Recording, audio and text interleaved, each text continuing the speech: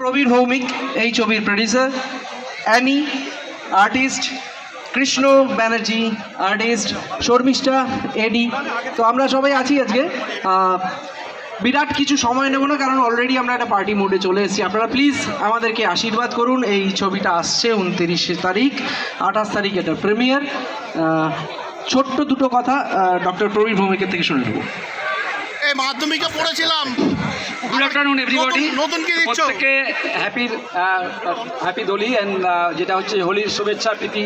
প্রত্যেকে মানে একদম রঙিন হয়ে আছে এবং মনের মধ্যে রং।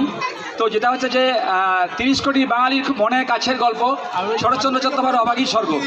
এবং এই দেখা যায় যে বাংলা সাহিত্যে সবচেয়ে বেশি কোন নোবেলিস্টের নিয়ে বেশি ছবি হয়েছে শরৎচন্দ্র চট্টোপাধ্যায়, কিন্তু এই অভাগী স্বর্গ বিগ ফিল্মে আনটাচ ছিল।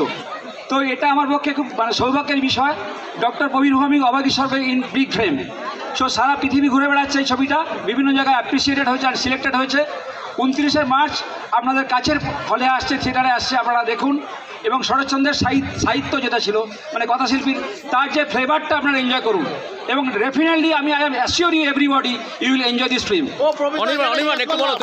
মাধ্যমিকে সবাই পড়েছে। প্রশ্ন এসছে যে অডিয়েন্সের থেকে যে মাধ্যমিকে এটা সবাই পড়েছে, আমাদের সিলেবাসে ছিল, তো এটাতে নতুন কি আছে? অভাগী স্বর্গ বেসিক্যালি একটা 2-2.5 পাতার শর্ট স্টোরি, সেটা নিয়ে একটা 2 ঘন্টার ছবি তো করা একটু চাপের ব্যাপার, যার জন্য এটা অ্যাডাপ্টেশন বলছি। এটাতে অনেক নতুন ক্যারেক্টার্স অ্যাড হয়েছে, যে ক্যারেক্টার্সগুলো এক্সিস্টিং ক্যারেক্টার্স সেগুলো একটু অন্যভাবে এসছে without tampering the real essence of the characters. তো let's hope for the best and let's cross finger. আপনাদের সবার শুভেচ্ছা এবং আশীর্বাদ চাইবো। আমরা আসছি, আপনারা প্লিজ দেখবেন। Thank you and happy Holi. বাঘিনী সব